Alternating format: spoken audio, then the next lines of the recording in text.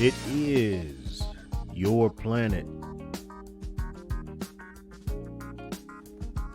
It is my planet.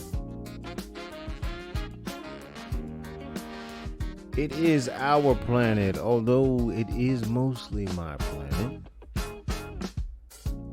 You said you wanna play your game. HOGG, Planet Hog coming back at ya. For, I don't know, maybe one of the last times. I don't know, maybe the foreshadow. I don't know. We're still trying to figure some stuff out. But I'm trying to make some adjustments that might make this a little bit more enjoyable for you. But anyway, today I want to jump right into this because a little behind the scenes knowledge. This was actually an episode that I recorded a long time ago. But some things happened. I had to move some things around, and so I had to redo it. But I'm glad I came back to this because this was something I did not want to pass up on. I'm talking about two sports that every man should have an appreciation for. And because of the breadth of this topic, and that's breadth with a D, my bearings are a little lubricated right now, a little crown apple action. But anyway, we're talking about the two sports that every man should have an appreciation for. In my opinion, obviously. And number one, I'm just going to dive right in with strongman. Now, that's pretty obvious, right? That's what you would expect. Although maybe not. Maybe somebody went to football or something else like that. Strongman. Why strongman? Because you are looking at you. Unbridled. You are looking at the down and dirty, most primitive display of your strength and power. If you dedicate yourself to mastering your own genetic code, if you dedicate yourself to strengthening your body, that could be you. I have nothing but respect for these men. These men are titans.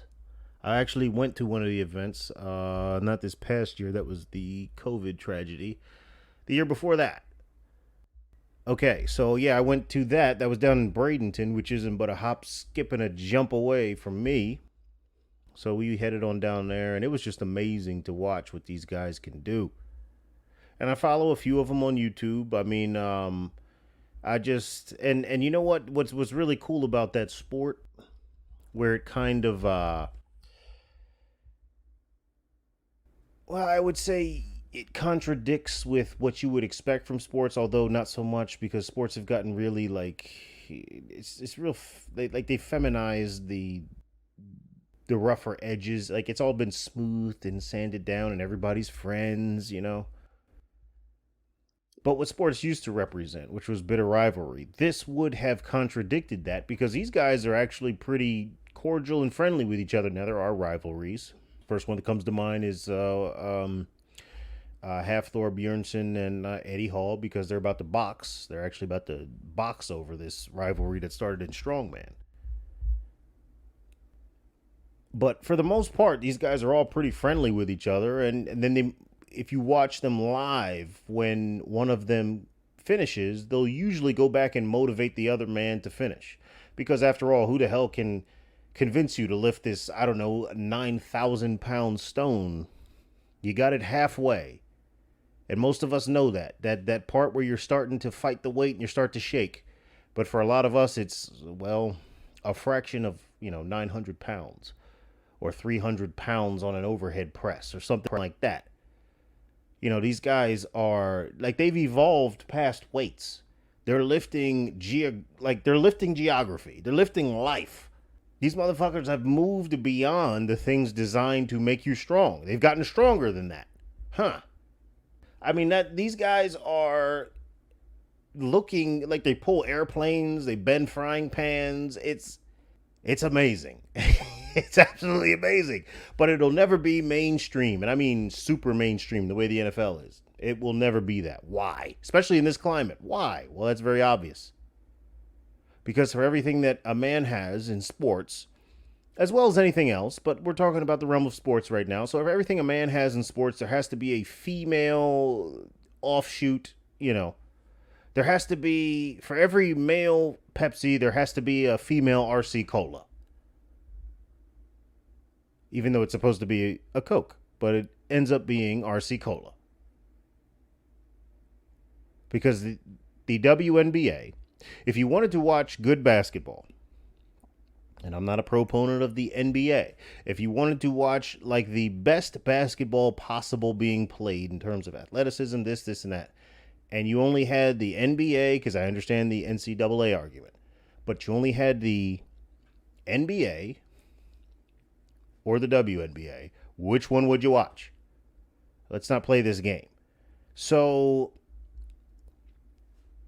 what would that be in Strongman? World's Strongest Woman. I mean, Brian, you got these guys, Brian Shaw, Eddie Hall. Like, you got these guys, Eddie Hall deadlifting over 1,000 pounds. Like, these guys are. So, what would the World's Strongest Woman look like? And don't get me wrong, there's some strong broads out there. I saw some lady who did the I can't think of the name of it. The Denny Stones. There it is. Because I wanted to see what it would look like. I saw it on YouTube. They said some female got into the book. For those of you who don't know, it's a strongman feat in I think Scotland. But you have to pick these stones up. If you can pick them up, they put your name in a book.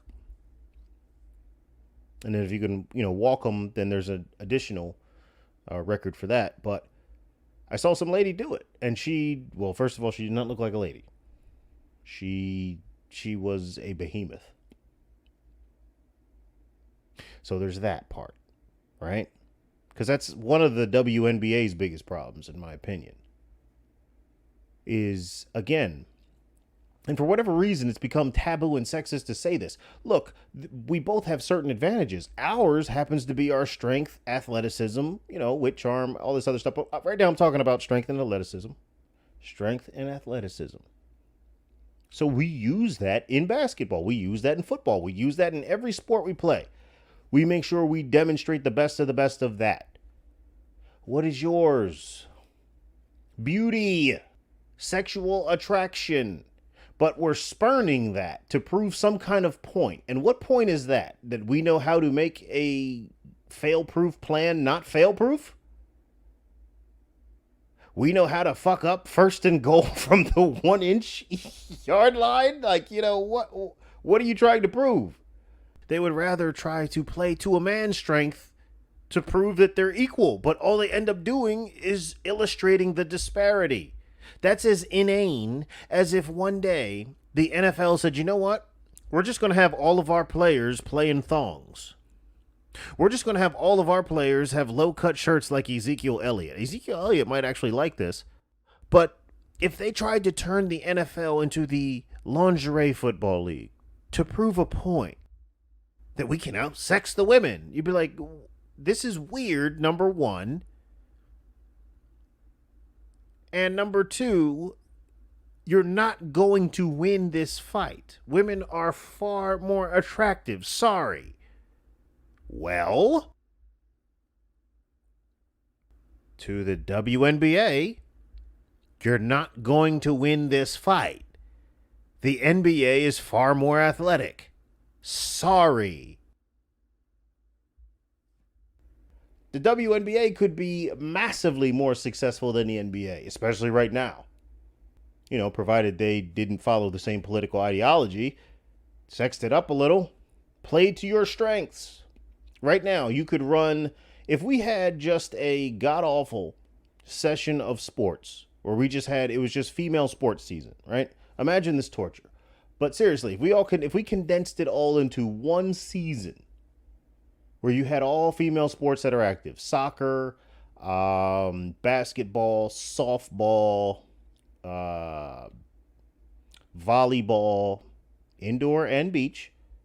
All the female sports, right? But you added to that the lingerie football league. Which one do you think would do the best? It would clearly be lingerie football league. And in close second would probably be beach volleyball. Because I usually watch that in the Olympics.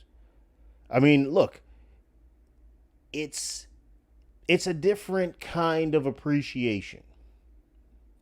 See, so I'm into smoking on the grill. Like I made a smoked meatloaf recently, which was really good.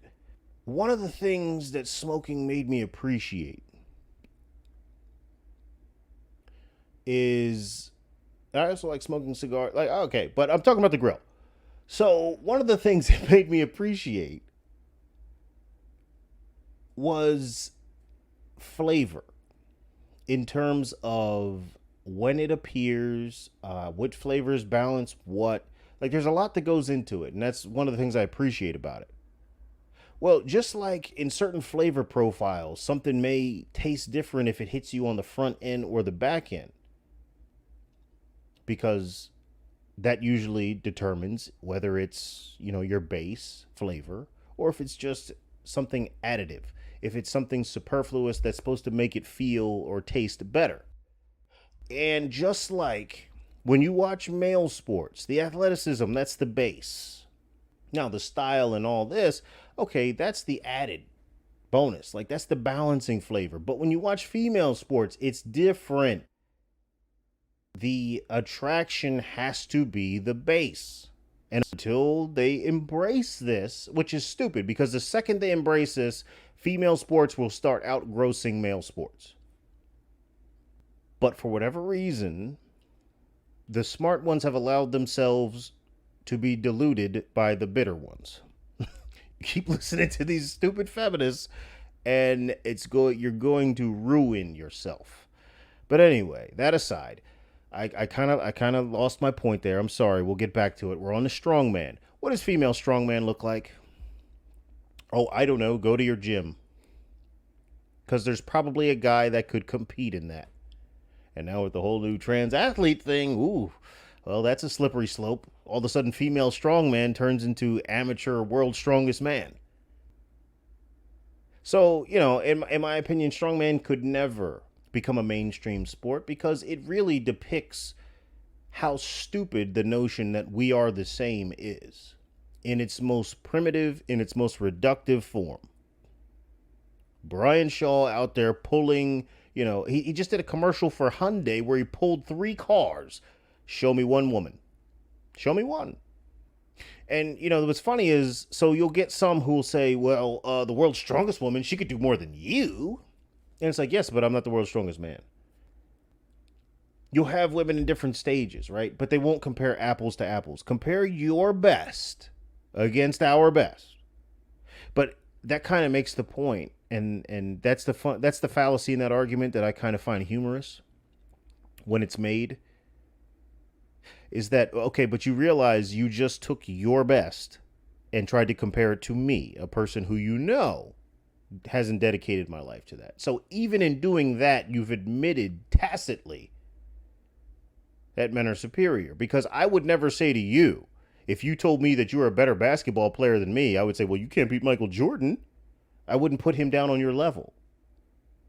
So anyway, we've said the final word on strongman. And there's more that could be said, but for this next entry, I really want to spend some time because, man, oh man. And we're talking about baseball, ladies and gentlemen. Yeah, that's right. That's right. Baseball. Once again, I know. I mean, if you've been following this, I love baseball, but here we go. We're going to talk about why every man should have an appreciation for this magnificent sport. And to start off, we'll start on the surface level, right? All of the metaphors about what it is to be a man, a successful man, that you can take away from taking swings at bat, right? That you don't have to. You're going to mess up sometimes. You're going to strike out sometimes. But you're going to get another shot. And what are you going to do with that other shot? We can talk about the songs that have been made. First one that comes to mind is a song called Swing by Trace Adkins, where he makes a direct metaphor of taking your swings at bat to picking up girls at a bar. If you haven't heard it, I would highly encourage you to listen to it. It's a great song with a great message. Because that's the message for men, is to get out there and do it. Try it. See what happens. Oh, it messed up? All right, well, try again. Shit. Oh, it messed up again? All right, well, try again. Shit. Keep trying. Because you only have to. In baseball, you fail 7 times out of 10, you're a Hall of Famer. 7 times out of 10. If that does not embrace the humility of what it is to be a man and what it is to be human and what it is to be fallible and what it is to be imperfect, I don't know what is. You miss 7 out of 10 field goal attempts, you're out of the NFL. You miss 7 out of 10 jump shots, you're out of the NBA. You miss 7 out of 10 slap shots, I have no idea. But you know what? Hockey gets a pass. Number one, because I don't know a whole lot about hockey, and I do need to learn more about hockey.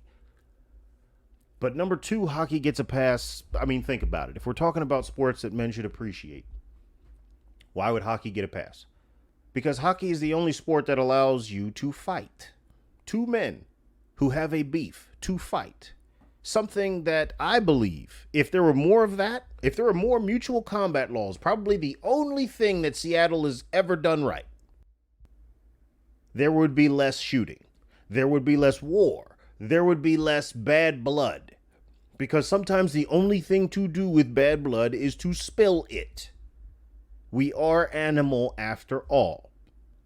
So hockey gets a pass because it allows men to fight. And then, yeah, you pay for what you did, but they allow you to shoot the fair one. And I really appreciate that. Which is kind of counterintuitive because, in my opinion, okay, if I were to think of one sport where it's probably the easiest to kill someone, I would go hockey because you're moving around with machetes attached to your feet. But they let those guys square up and fight. And they only jump in when somebody hits the ice. If I'm wrong, correct me, but I think that's the rule. But anyway, back to baseball. So we got all the obvious surface level stuff of, what it is to take your chances at bat. And look, that's good stuff. And I don't mean to gloss over that. But I think that's, like I said, it's pretty obvious. But let's talk about the current state of baseball. And I'm going to try not to lose my point here. Baseball is being corroded, in my opinion. Baseball is being polluted and destroyed by analytics. And for those of you who don't know, analytics is basically this, it's a streamlined, logical, problem-solving approach to winning in baseball. So they basically boiled every player, every situation, every team down to a math equation, down to a statistical probability. And they advise teams based on these probabilities, completely bereft of any kind of intrinsic knowledge, completely devoid of any kind of expertise that you would have from somebody who's been in it for a while. It completely just washes all that out. It's a very sanitized mathematical approach. And it's killing baseball. And again, I'm not going to go further into this. I'll have to make another episode about this. But it is destroying baseball.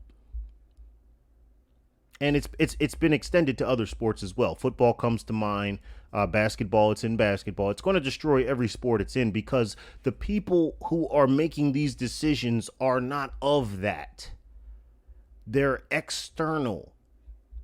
They don't have an appreciation for that. A lot of them couldn't be that. Probably tried to play a baseball, probably tried to play basketball, probably tried to play football and couldn't do it. But this is their in. And it reminds me, it's a direct parallel, in my opinion, of how masculinity is being destroyed by people who are not of that, of people who are not men. But they want to advise on what a good man is, and they want to have input on what a man should be, and they have sole and primary custody of male children when parents split. And just like analytics is destroying baseball, the feminine influence, the Hollywood influence, the liberal influence is really what I would umbrella it as, because it's more than just feminine. It's more than just feminine, but it is all liberal. The liberal ideology is polluting what it is to be a man. I made an analogy before. I'll make a different one this time. Just because you go to an art auction and spend top dollar and buy a painting that you love does not then qualify you to be able to recreate that painting. You bought it because you liked it. That's all you know. That doesn't mean that based on your like, you now know how to draw or paint that painting, that picture. But that's what we're doing when women try to create men. You can't do that because all you know is what you liked, what you saw, but you don't know what goes into that. You don't know the training, the characteristics, the discipline. You don't know how to navigate those waters. You just know that you got what you liked this one time. So the next point, and one of my favorites, you notice the position of the coaches in baseball. And this is unique.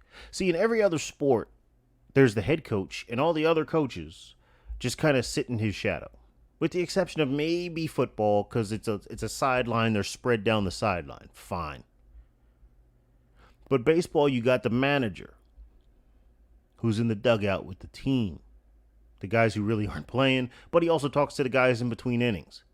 You got the pitching coach who's with the pitchers, keeping them ready, keeping them in the right mentality, and he's in contact with the manager. But then you also got two other guys out there. You got a first base coach, you got a third base coach. And they're there to give you guidance in real time. And to me, that is no more beautiful a symbol of how young men, because the players are younger than these men, of how young men benefit from the guidance, the counsel of older men at crucial times in their life. And you'll see it there. When you hit the ball and you're running, all you know is run. But as you're running to first base, you'll hear a voice. Stay, stay, stay. You got two. You got two. And that's that coach telling you, because he sees, he's watching, he knows what's going on that you can't see. And you trust that man, or you don't. And you get what you get if you don't. Usually you're in trouble. But you trust that man. And same thing when you're hitting second, because second base, you're kind of alone. There's no coach there. But you can hear that third base coach telling you on the next hit, hey, you're in, you're in, you're in. Hey, turn, turn, turn, you're home, you're home. And to me, that is a beautiful symbol of the benefit of having older, wiser men in your life. And how much better you would, I mean, if baseball were able to do this, to run an exercise where you had the base runners, attempt certain feats, whether single, double, triple, whatever. You had one who just ran without the coaches, and you had one who ran with. I would hazard the guess that the one that runs with would fare better on average, if not every time. And again, no other sport is like that. Just about every other sport, the head coach is the one you see, and the other ones are just kind of in his shadow. In this one, yes, that may be the case where the manager is the boss, but everybody is out there active and playing a role that is visible. So let's move on to another point about baseball that I love, that I think transcends into manhood. You ever notice how when a guy hits a ball, and for those of you who don't follow baseball, maybe this is something that's flummoxed you, where a guy hits a ball, let's say he grounds to the first baseman, he's running to first, the guy's got the ball, he runs directly to it, takes the tag, and goes to the dugout. And you're like, why didn't he just run around or try to juke him or something like that? Well, because in baseball, you have to stay within the base paths. And there's other rules as well, but for the purpose of what I'm saying right now, this game does not allow you to jump around and move and move. No. You take the consequence, which I think is beautiful, because that's something else that transcends into manhood. You have to be willing to face the consequences of what you do, and then try better next time. Or, hey, if this is the end of the game, then look, you got something to reflect on. But there's no running away from what you do. You have to face it. All right, and this next point, maybe this one's a little surface level, but show me another sport. Maybe golf, where a man is dressed as sharp as you are in baseball. I mean, tucked in shirt, belts, pants with a belt, that's how I grew up. Like if you wore pants that had belt loops and you didn't wear a belt, that was an easy way to get an atomic wedgie from pops, especially if they started to sag. And it didn't matter where I was. I remember one time at a bus stop where I was waiting for the bus because I was trying to be slick. But it reinforces that notion of dressing sharply, of looking good, of looking professional. But they still take care of business. They still get dirty in it. Shit. The fact that the shirt's tucked in and they wear a belt doesn't stop those uniforms from getting dirty. Doesn't stop them from making outrageous plays, jumping up, robbing home runs, web gems, whatever you got. Diving, getting in the dirt. They still get it done. And that kind of harkens me back to remember how in the 60s and the 50s, every dude was always in a suit? Man, we lost something with that. I think they were on to something with that. There's something dignified about that. That maybe I can't quite articulate, but there's something dignified about that. And let me ask you this. Something else that I appreciate about baseball that I think transcends into manhood, which is why every man should appreciate it. Can you name any other sport where if you are on offensive advantage, you are forced to yield without actually winning that event? And I'll ask it again. Can you think of any other sport where when you're on offensive advantage, you're forced to yield without being awarded the victory? And I think there's something intrinsic and something important in that. And it's the concept of mercy. It's the concept of clemency. It's the concept of being able to deliver the coup de grace, if you will, and staying your hand. It's the concept of not becoming drunk with your own power on a micro level. Because in baseball, I'll give you a scenario. Let's say you hit the ball. You find the alley in between the outfielders. It takes a bounce, hops over the fence. Well, that's a ground rule double. You only get 2 bases. Although, technically, you could make it home before they get the ball and throw it back to home plate. But that's not fair to them. We're going to give them a break. We're going to give them a reprieve from your offense. You landed a good blow. Even when you have runners on base, they're not all they are not all guaranteed to score. If you're on second, you score. If you're on third, obviously you score on a ground rule double if you're a base runner. But if you're on first, you only get third, even though, again, you could have scored if we played by the normal rules, but we're showing mercy in our strength. And there's no other sport. And correct me if I'm wrong. Please do. This is a working theory, ladies and gentlemen. It's live. It's living and breathing. But I cannot think of any other sport where you are forced to yield when you're on offensive advantage and you're not awarded the match. Because UFC, you could say, yeah, when you're on top and you're beating the hell out of him, the ref jumps in. Yes, he does. But what does he do after that? He raises your hand. The fight is over. You could be getting blown out in a baseball match. Or a baseball match. I'm thinking of UFC now. In a baseball game. You could be getting blown out, hit a ground rule double, and still have to stop and not be allowed to score. But I can't think of any other sport. And the closest thing that came to mind, and maybe something that maybe some of you are thinking, is a quarterback taking a knee in football. Right? Because we're winning. We don't want to run the score up anymore. We just want to get out of here. We're not going to blow you out. We're not going to show you up. We're just going to take the knee and leave. And I would say that's very, very, very close. But it's not the same thing. Why is it not the same thing? Perhaps you figured it out. Perhaps you think like I think. Get out of my head. It's not the same thing because in baseball, the ground rule double is part of the rules.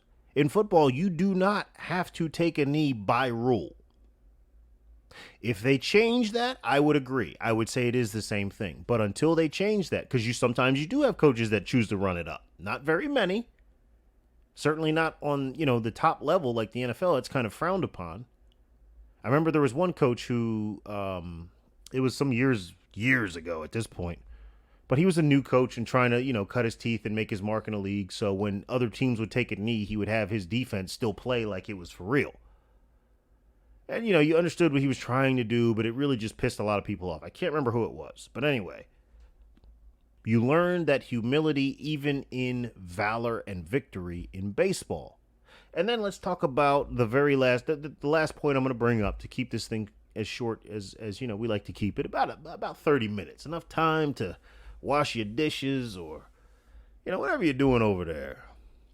Maybe you're out there doing some drywall, in which case, howdy do. But anyway, the last point we're going to bring up, and the one thing I do appreciate that baseball does, is it nods to our most primitive state and strength. And that is our strength. That is our brute strength.